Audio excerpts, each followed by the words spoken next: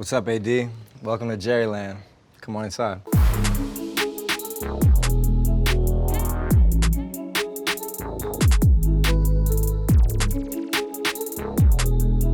So what drew me to this house initially was its warmth and its homey kind of vibe, kind of Spanish Moroccan style, a whole lot of wood, and in particular these beams up here. This was the first thing that completely sold me on this house. We pretty much completely redid most of it, added in these bookshelves. Books are huge to me. They just make a home feel like a home, and I actually do read a lot. This is the living room. I'm really big on rugs. As the dude in The Big Lebowski would say, it really ties the room together. You know, old traditional rugs, especially if they're actually like lived in and walked on and used, just really adds like a warmth to a home. I want a home to feel like a home, not just a house or not just, you know, a hotel. In music, you travel so much, you know, you're rarely ever actually home. But this year, especially quarantine, I really got to live here, honestly. But when I'd be on the road, you know, I'd look forward to getting to come home, and I need this to feel like it's home. So this guitar, this was actually a gift from somebody very special to me. I got that for Christmas. I'm learning to play, I'm not very good yet. I've been in love with music since I was old enough to understand it. My aunt and uncle were in a rock band. I would watch them rehearse and I idolized them. My uncle played guitar and he was just nasty at it. That drew me to music at a very early age. I took some piano lessons when I was a kid, but over quarantine, I really started actually taking it serious again and spending time on the piano every day. Having instruments in a home, you know, is so essential to me, you know, as somebody who, you know, has lived a life in music. This is a piece by an artist by the name of Fucci, who I'd been following for years on Instagram and admiring his work. And I kind of like the juxtaposition and clash it even creates. You know, you have everything else that's so traditional and old feeling and warm, and then you have this clash of color and this bright pop art. Over here is a good friend of mine, Kai. I've known him for years and years and years, and he did this specifically for me. He did a spin-off of a classic piece, Nighthawks. His interpretation of it was adding me where James Dean goes. This couch is the most comfortable couch in all the universe of couches. Spent a lot of time right there. Over here, this is, I guess, my dining room. For me, it's essential to just have this flow and walkway through from the living room to the entryway, to this dining room, to the kitchen. Over here, there's another piece by Kai. This is his like traditional character he does. This piece is actually my mom. She's a photographer, photo printmaker. I love having pieces of, you know, my family in my home. It just makes me feel closer to them. Obviously, music is big. I think when you put a record on, it's like, it's different than just, you know, connecting to Bluetooth and, you know, putting on a Pandora or Spotify station or something. I don't have like that crazy of a collection, but I got some stuff. Everything from Mac Dre to Radiohead to Sex Pistols to Lionel Richie to Nina Simone. A book collection and a record collection really just speaks to your identity. Speaking of, my favorite author is Charles Bukowski. I just love his boldness and his brashness, essentially his you-ness. Here we have the kitchen. So my favorite color is dark green. I think dark green, especially next to gold, is really beautiful. I'm not much of a cook myself, but I do make a hell of a top ramen. You know, I put all the seasonings in there from the cayenne pepper to the Tonys, but that's about all I cook. But I am big on coffee. Every single morning I make my coffee, and it's kind of like my meditative routine. It's very essential to start my day. I can't talk to anybody before I've had at least 2 cups of coffee. Whenever I have friends over, it's like we all gravitate immediately to the kitchen. This marble counter right here, you know, becomes the kick it spot. This is where drinks get made. This is where conversation gets had. This is where music gets listened to and played. This is where the vibe always starts. When I was looking for a house down here in LA, I wanted some kind of a view and I wanted some kind of pool. When I came to see this house for the first time, you know, this is something that sold me almost immediately. The pool is really more or less a massive hot tub. I probably pay way too much in energy costs, but I keep it almost 100 degrees pretty much all the time. It makes for fun night swimming. I like to make my coffee. I come out here and I just appreciate this vibe. It's just so much to be grateful for and to not take for granted. The beautiful weather here, this beautiful view, getting to live in the land of opportunity. The way the sun hits the house, it lets in a ton of light, but at nighttime, as soon as the sun goes down, it's beautiful. I love bistro lights. I love just like a soft, warm glow. Then I got a fire pit over here in the corner we like to post up at.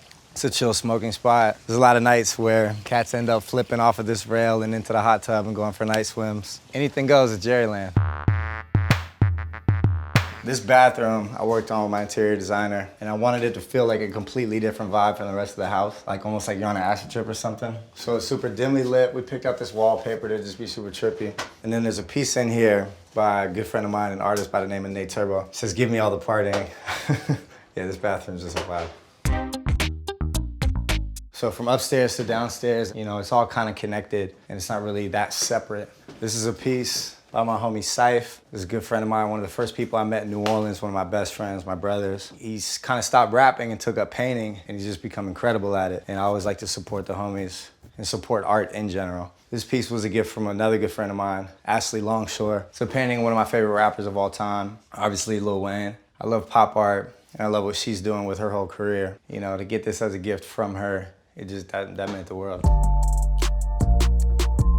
That's why I get to make some people jealous. We got it all sectioned out, leather jacket collection. You know, we got the blazers down here, suits, jackets, dress shoes here, boots, creepers. But then the sneakers is where I really just get to stunt. Sneakers, sneakers, sneakers, sneakers.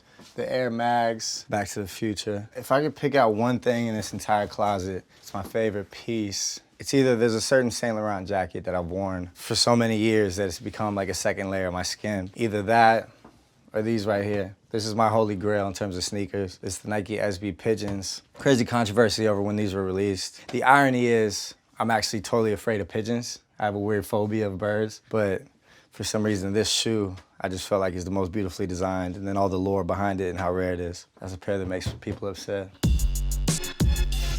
From the Bay Area, so when it comes to hats, you'll usually always see me in an A's hat or a Giants hat. So the conversation of LA and the Bay is a tough one. You know, there's always kind of been like a rivalry, and being from the Bay, you know, I miss it. I miss my friends and family back home. I miss the energy back home, but it is a slower pace. LA is the land of opportunity. You know, things move so fast down here. So in the music business, it's almost like you kind of have to be here, but in a perfect world, man, I moved back home before too long. When I redid the house, it kind of started with the idea of this room. This was originally a bedroom that we knocked down a wall, connected to my bedroom. It's crazy to think that I turned a whole bedroom in my house into a closet and it's still overflowing. Like, I almost need a whole nother bedroom just for shoes or something like that. Or I just need to stop buying stuff. I like keeping things like, you know, the dark gray, like cold feel of like the sheets. This is like my reading station. I love this chair. Hermes blanket for the cold nights. Right here next to my baby. I love you, Kate. You're so beautiful. We added these in. Before this, it was literally just wide open and it was so bright. You know, sometimes I'm a nocturnal animal. Sometimes I'm up all night in the studio working and I sleep all day. And that's just how it goes. So the blackout curtains are hella essential. Sleep is essential. You gotta get that to stay healthy.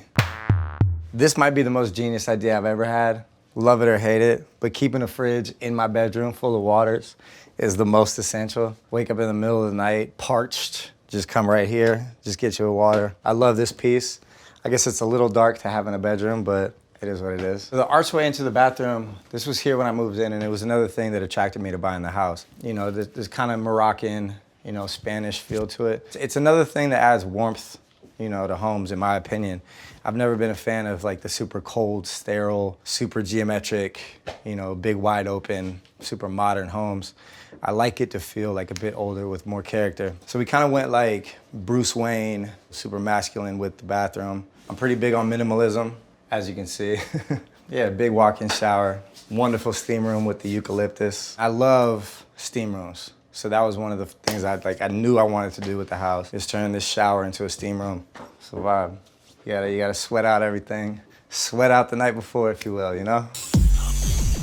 I kind of have this open door policy, you know, for friends and family. When anybody needs anywhere to stay, you know that you always have a home here at the land. So having this guest room is essential. It's actually one of my favorite rooms in the house. When I'm here alone, sometimes I'll crash in this room, sometimes I'll sleep on my couch, sometimes I'll sleep in the downstairs guest room. That's kind of like me being a big kid, you know, in my home and having it all to myself and being able to do what I want. This is another piece my mom did. That's my little brother. When he was, I believe, 2 years old, he actually drowned. And I swam down and swam him out of the pool when I was like 5. Essentially, helped save him. So this piece means a lot to me. I love my brother. He's my favorite person on the planet. So I love having this piece here. This is a photo one of my best friends, Grady Brandon, took, and it was the first time I'd sold out the Fox Theater in Oakland. It's one of the most legendary venues back home. It's just a moment that's frozen in time that, it means the world to me. Comes with a beautiful balcony right here. Nice place to wake up and enjoy a cup of coffee. The view from this balcony is exceptional. What's not to enjoy? When I was looking for homes, what attracted me to it also was just that, where the studio is separate from the main house. That's just something that's important to me, I think. Having your place where you live and then having your place where you work. Even if it's, connected in the same home technically, the fact you have to go outside and it's like a separate space, a separate universe you walk into. I think those things are just essential to kind of split apart. There's a lot of stairs in my house. Some people get really exhausted coming up all these sets of stairs. To me, I think it's good exercise, but for those times that you don't quite have it in you, I do have an elevator in the crib. This we redid with my designer. The red velvet walls, Moroccan tiles, alabaster light in here. All right, I'll see y'all in the studio.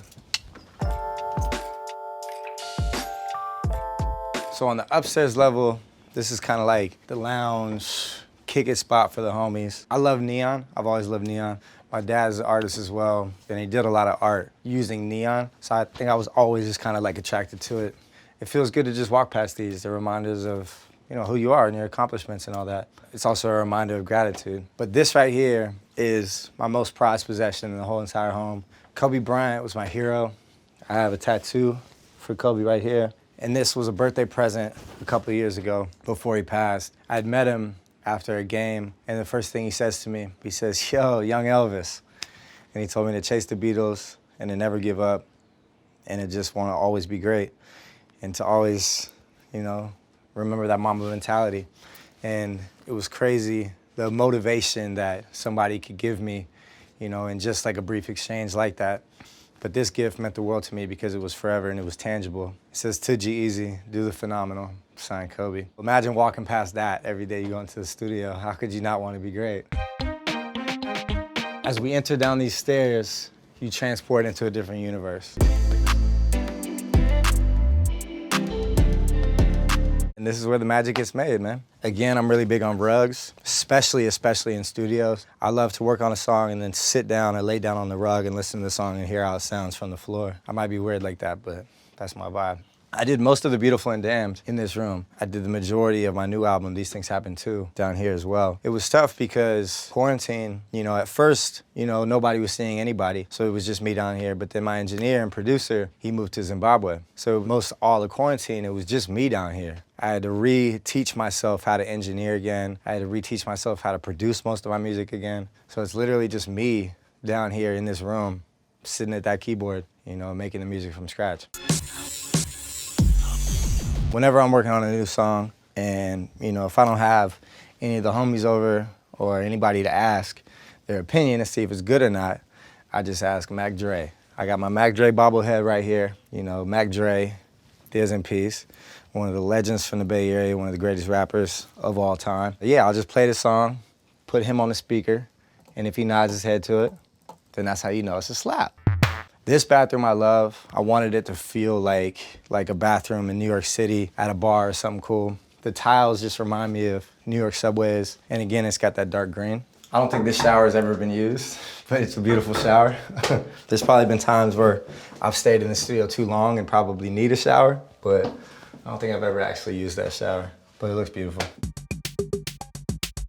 This, when I bought the house, obviously, it was not like this. We had an acoustician come in and custom make all these panels, add the hue lights, treat the room for sound. We added these blackout curtains, because the thing about music is, once you get in that space, it might not matter what time it is. I can work all night long, I can work all day long. It doesn't really matter. I can't be distracted by any of that. We redid this whole side, added the kitchenette, the marble countertop, fridge, the dishwasher. You pretty much got it all. You can make your top ramen down here as well as upstairs in the kitchen.